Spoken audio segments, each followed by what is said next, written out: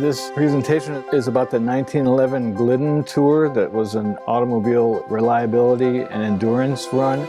They traveled 1,460 miles from New York City to Jacksonville.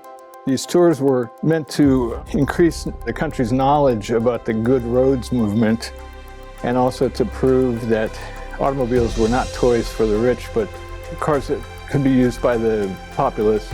But these cars were two different classes on this tour.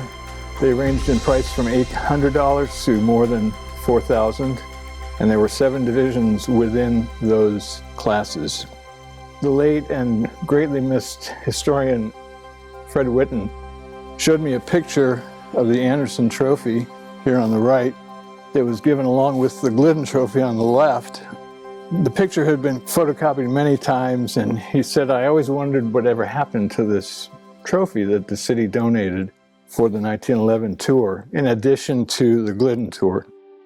The Glidden trophy cost $3,000. It's sterling silver and porcelain enameled. Both of those are on display at the AAA headquarters in Orlando. The Anderson Trophy comes back every 2 years to us to be shown here at the museum because we have part ownership of it.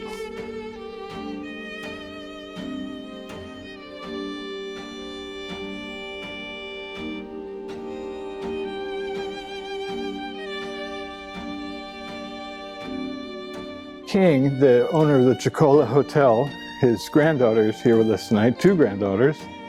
Mr. King was a real affable, tall, dark, and handsome bachelor. He was in his 40s in 1911 when this tour happened. Prior to the 1911 Glidden Tour, there were 2 tours that came through Anderson called Good Roads Tours that were established by the New York Herald newspaper and the Atlanta Journal. They ran from New York to Atlanta in 1909 and reversed the route in 1910. But he was a very popular fellow, and he was famous for these dollar bills that he had hanging from his umbrella. That was his thing, and there are cartoons of him, front page news of him with this umbrella, and he owned the Chocola at that time.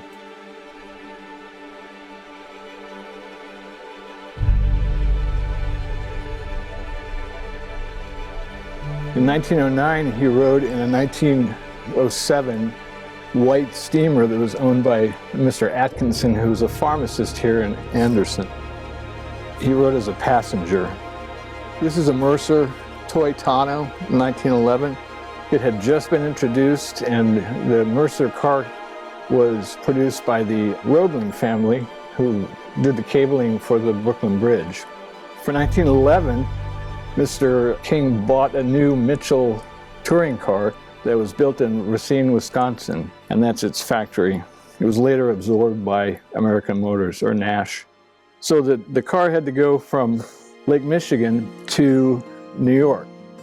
And likely it went on into a railroad car on a ferry across the lake and then picked up and continued by rail to New York. This is it at some point in, I don't know the location, but it's somewhere on a loading dock. People sent him well wishes before and after the tour. In this postcard, "Guess you are having a fine time with the Mitchell. Luck on the tour. We'll try to see you when you pass through Charlotte." And that's Mr. King and his Mitchell, and then a couple of county officials and friends. Notice he's got a great banner, 1911 Glidden Tour, New York, Anderson, Atlanta, Jacksonville. He was a great civic booster for Anderson. Charles Glidden was an executive with the Bell telephone system, and he created the exchange. He became a director of the Bell system and retired at 41, fabulously wealthy, and set off with his wife on a world tour that took them 7 years to do by automobile. But that's a 1912 Garford owned by the president of AAA, Mr. Hooper right here, and his chauffeur and friend. In Mr. Glidden's breast pocket, there's a booklet that was the rule book. It basically was a AAA triptych, like what we have come to know. This is a later version. 75 cars that participated, plus non-contesting cars, press cars, a couple of trucks with tires and belts and different parts for breakdowns. The National Highway was also known as the Dixie Trail, and it was one of the first interstates in the country, and it was created for the 1909 tour, used again in 10, and then, of course, for the Glidden. And here are the cars lined up October 14th at the start of the tour at Columbus Circle in New York City. There wasn't enough room on the street to accommodate all the cars, so they had to fan them out into Columbus Circle. Maxwell cars were a contemporary of Ford and priced about the same. But before the tour could leave, there was a car called the Pathfinder, and the Pathfinder would go and make the run, make sure the roads were in good shape. It was done several months before the tours began. After the Pathfinder had done its work, and a couple of days before the tours began, they had what they called the pilot tour. And this is a Rio, which was the pilot car that went ahead of the tour by a few days. Governor Hoke Smith, the governor of Georgia, he entered his Maxwell, and governors would ride with him as they passed through his state. And that's Woodrow Wilson when he was governor of New Jersey, talking with Mr. Glidden. Governor Smith would wind up winning the Anderson Trophy, which is on display here in the museum. This is an American underslung traveler, they called it, but it was nicknamed the underslung. And the young man driving it is Inman Gray. He's the son of the publisher of the Atlanta Journal. And he had been on the tours in 9 and 10, but was not a competitor. This time he was a competitor. There are many pictures that we'll see that are taken during the route. The photographers had to go ahead because they had big box cameras. So they were allowed to go before the rest of the cars to set up their cameras. That's one of the Maxwells parked somewhere. The guys just decided it was time for a photo. And of course, there were accidents along the way that happened. This is a Pierce Arrow, very high-end car. I don't know if you've ever heard of the 3 Ps of motordom: Packard, Pierce Arrow, and Peerless. At that time, they were 3 of the most preeminent, expensive luxury cars of the day. You've heard the phrase, get a horse, back in the day? When they had the Ford Streams, some of the cars would make it and others would have to be assisted by horses and wagons to make it across. This is at Back Creek, Virginia. It was a real popular spot. They took a lot of photos there of cars fording that river. What's neat is, we've seen the pictures of the cars, but with the banners that were on the hoods, you can actually take the car number, compare it to the list, and you know who fielded the car. Mr. King's car, number 26, crossing there at Back Creek. Now, you'll notice there are no rear fenders. There's just canvas flaps on the back wheels and tire chains. By that point, the fenders either were removed because of mud or because they got in the way or something, but the guys made modifications to the cars as they traveled. They did not arrive in the condition that they started in. Now, on the other side, Mr. King's Mitchell, there's a slogan on a banner on the back of that says, Anderson SC, Lowell of the South, President Taft. In the fall of 1908, President Taft made a speech about how Anderson, at that time known as the Spindle City because of all of our mills. President Taft made an important speech, and there were newspaper accounts that he was going to come to Anderson and speak, but he never made it.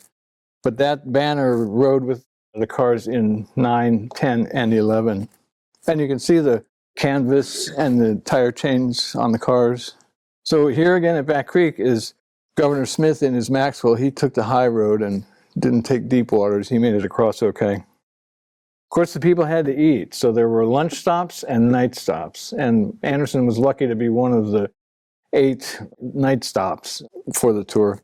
But they had about 350 people to accommodate for these luncheons, between wives and friends and all the ancillary people that went with them. It was a big crowd. And of course, you had to get a lunch stop was a good time to get a picture of the lovely ladies. I like their fashions with the plume hats and the veils that go over their hats. Little children accompanied them. There was also one female driver, Roberta Birdie Marks, who was from Athens, Georgia. She fielded and drove most of the time. This is a rare picture of her not behind the wheel. She drove a Columbia car and finished in the money as well. This is an example of a macadam road.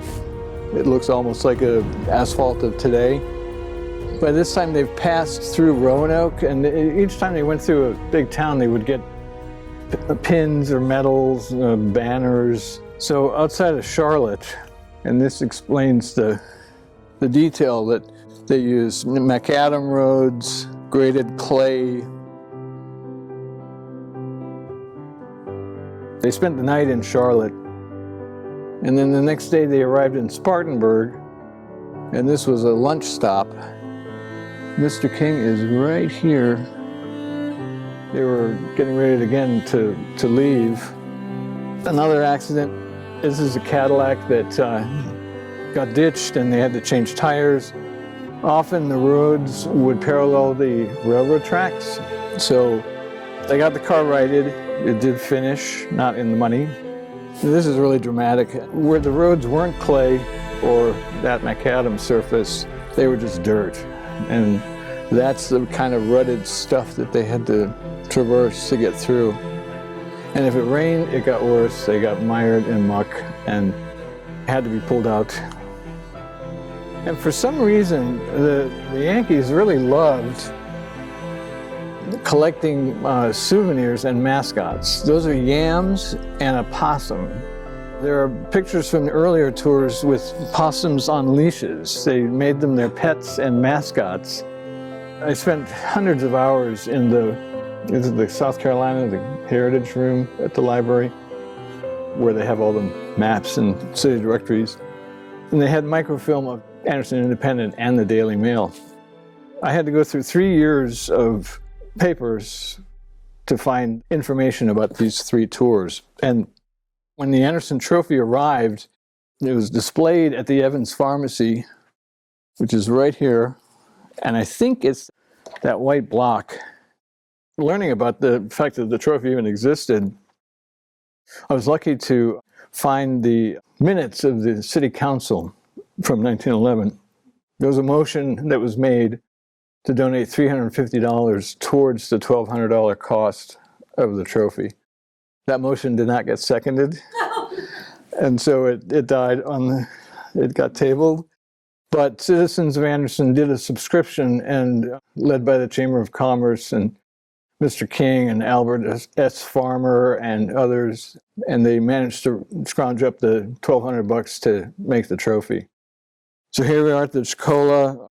The car's covered up for the night. It was really important for cities to, and it was a civic pride and boosterism to get the tours to stop, but you had to have enough accommodations for 350 people. They would put them in smaller hotels, in private homes. So I spent hours looking at this picture as I was cleaning it up, and I didn't even notice, but there's Mr. King right there in front of the Chicola on Main Street. And this was the pace setter car that was a Cunningham made in New York. It was driven by the referee, who was Mr. Hooper, and the contest board chairman, the guy that was in charge of it, was Colonel Sam Butler of the AAA. That's him right there. And Mr. Glidden, and then Mr. Robert Hooper, president of the AAA. But it was big news. There were huge crowds that assembled to greet the cars, lining the streets. There would be hundreds of people, especially when they came into the biggest cities. One of my favorite photos, imagine you're a little boy and girl living out in the middle of nowhere. You would see 60 plus cars in one day. You might not have ever seen a car before. Real tragedy struck shortly after they left Atlanta in Tifton, Georgia. That picture that we just showed of the Cunningham car, the pace setter, broke a steering knuckle, flipped into a ditch. Not a big ditch, but Mr. Colonel Butler was killed. That cast a real pall on the tour, and the photographers stopped really taking pictures. You can imagine how depressed everybody was, because Colonel Butler was really, really well liked. Anderson Trophy was given to the individual winner, and the Glidden Trophy was given to the team winner. And Maxwell swept only by luck, because they had perfect scores for the Maxwell team, and Governor Smith, there were 14 contestants for the Anderson Trophy that had perfect scores, so they drew straws, and that's how Governor Smith won. But we see that there was great publicity, not only during the tour, but afterwards. The companies that won, whether they won a trophy or not, had publicity in magazines, newspapers, and this is Maxwell's showroom and headquarters in New York City, 61st Street and Broadway. That area was considered New York's automobile row. All the car companies had dealerships there. At Back Creek, as I said, that was a really popular location. My jaw just about dropped when I went to New York and found that tour book in the rule book in 2001, because in it were deeds of gift for both the Glidden and the Anderson Trophy. And what it said was basically that if the tours ever ended, the ownership of the trophies would revert to the donor. Well, Mr. Glidden, he married, but he never had heirs. So they copied the deed of gift for the Anderson Trophy. But after the tour ended in 1913, there was no tour in 12, perhaps because of the pall cast by Chairman Butler's death, and also AAA's involvement in racing with the new Indianapolis Motor Speedway and other speedways. The shift went to racing for AAA rather than tours.